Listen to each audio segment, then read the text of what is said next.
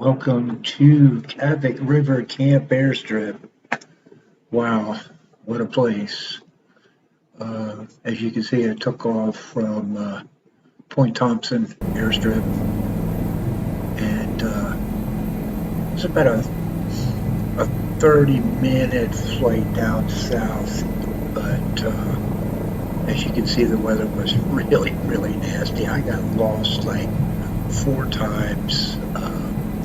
For some reason, my GPS tracking was not, I don't know, it might have been me, but I was having a heck of a time. But yeah, you can see visibility at times gets down to just really, really bad. So I was looking for, I knew I was close, but I was looking for the runway. And it breaks out here pretty soon. And I was able to actually see what appeared to be a runway, and was able to get on track. Here we kind of broke out a little bit, but I knew I was close, but I mean, you can see everything is white here, so I wasn't really sure what was river, what was water, what was land. But right here, kind of saw, okay, this has got to be the strip here, and then we kind of confirmed it coming around this corner. You can see the little cone. And I always wondered about cones. How do they stay orange and white during this kind of snow? You would think they would just kind of cover up, you wouldn't see them, but I talked to some people who actually live up there, and they put antifreeze on them. They wipe them down with antifreeze. That was kind of interesting. They said they could keep the ice and the snow off them for a while. So anyway, we're kind of cruising along here. I know that the camp is to the left up here. I'm looking for a break to see if we can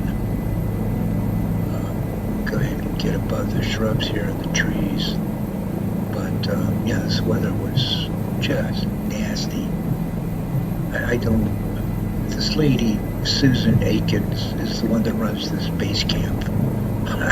And if you've watched the TV show that she had, I think it did, Discovery Channel had it. It was awesome. This lady is just a wonder. I'm not sure how she did it, but yeah, we're gonna do a flyby here. Wake her up. Say, hey, come on out here, I need some fuel. Yeah, right. But the designer did a really good job on putting things where they are usually typically seen on the TV show and on some aerial maps that I've already looked at, and yeah, they're pretty close. So good job, kudos to the designer. And the price for the mod is really inexpensive. So it's, if you like to do some bush flying, this will put you pretty far north in Alaska and around some pretty good spots. So I would go ahead and suggest, getting it. I think it was done very well. So we're going to put it down here and get out and kind of check things out here. I looked for some wildlife. At this point, I'm not seeing any yet. I'm going to shut down here. Really cool weather. Sometimes the way you can dial this weather in. And by the magic of Microsoft Flight Simulator, the snow is gone. Amazing. Or maybe it was just a dream. Interesting. Let's take a walk around the camp.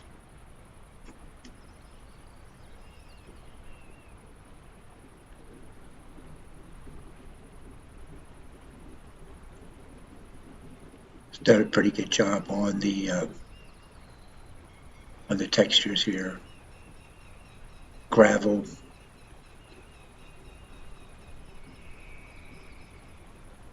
And it's not even, that's for sure.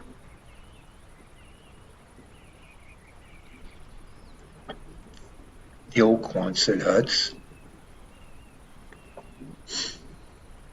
which I think Miss Aikens uses one of those as her quarters.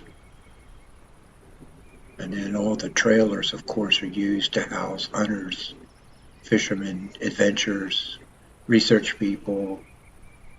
I'm not sure how much activity she gets up there with that crew, but I know wow, is this place remote?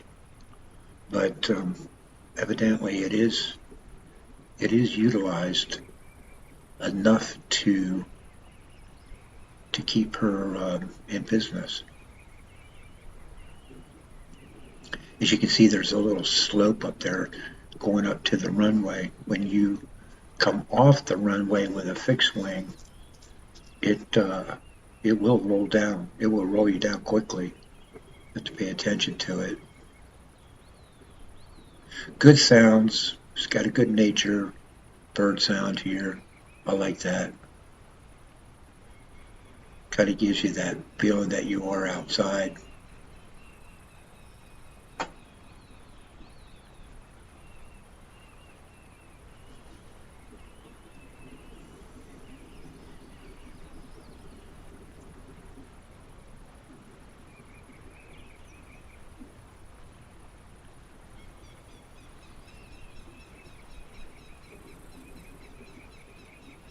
I used to love to watch the show on TV.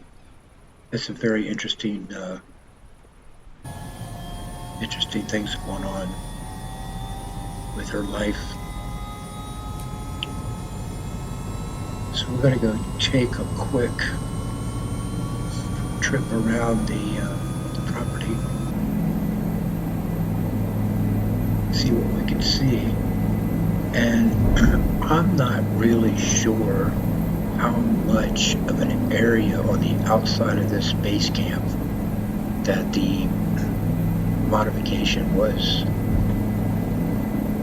changed, because I never did fly up here before this mod came out. I knew about the place, but I never flew up here, so I really don't know. I don't know if the modifications have changed the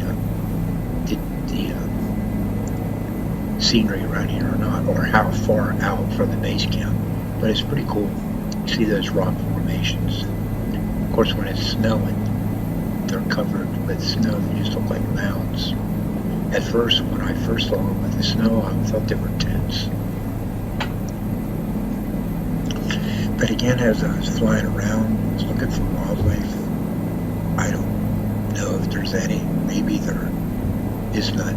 But it would be really, really cool if there was some black bear or some moose or deer or something.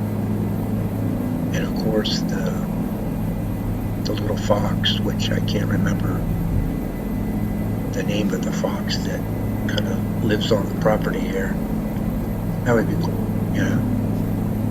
But the whole time I flew around, I didn't see any wildlife.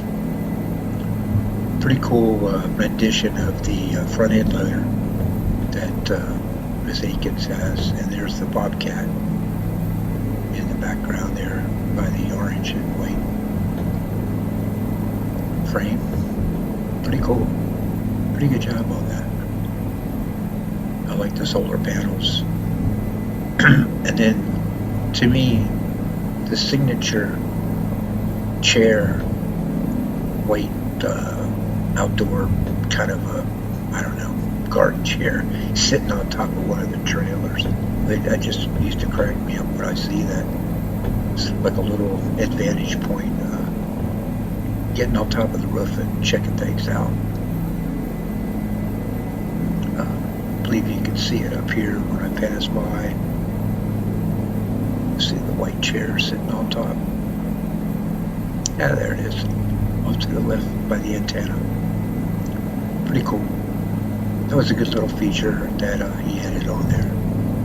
Again, kudos to the modification. I like it. learning to fly on the outside edge now. I just always imagine myself walking down these trails. I've seen her on TV doing it, and I don't know, you're just waiting for something to jump out behind one of these shrubbery or trees, snatch your butt, take you deep into the Arctic. What a lifestyle. Bless her heart. I'm still not sure how she does it or still does it, but obviously it's something she loves to do.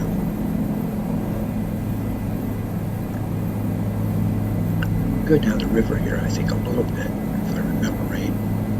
I think I go down here. This is one of the paths, I think, that she takes the Bobcat down.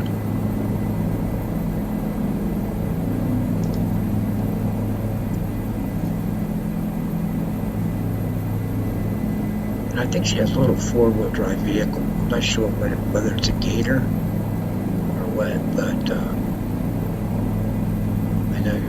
I remember seeing, I think, her driving that. This is pretty cool down here. This looks pretty typical.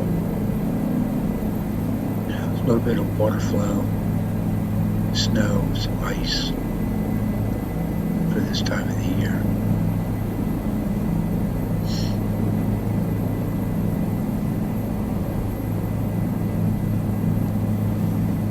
The runway is long. It's a lengthy runway. You can see it up here on the right. Gravel, rocks, stone, crushed stone, whatever. You can definitely hear it under your wheels when you're coming in with a fixed wing. I would not want to run off the end of this runway up here. Hopefully you'd get caught in this ball right there. But you go any further, you get a problem. But again, it's a pretty long runway, so this is coming down the other way toward the east. And again, same thing. Don't run out of room. It would be a mess. Miss Aikens would be dragging your plane out of there with that front end leather, I'm sure. Good detail on the Tundra, I think. It's got just the right amount of green, soil, brush, dirt. There's a little bog up here that's interesting.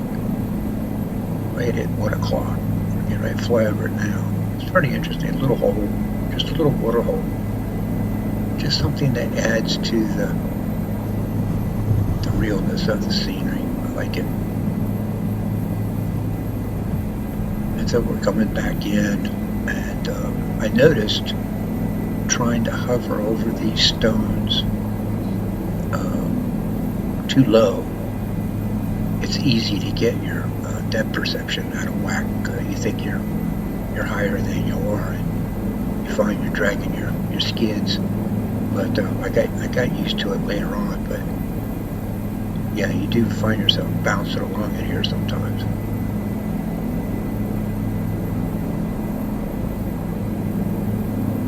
Anyway, I think it's a good job on this scenery. I think it's well done. Kudos to the designer. Very well done. And yeah, try it out. I think you'll like it.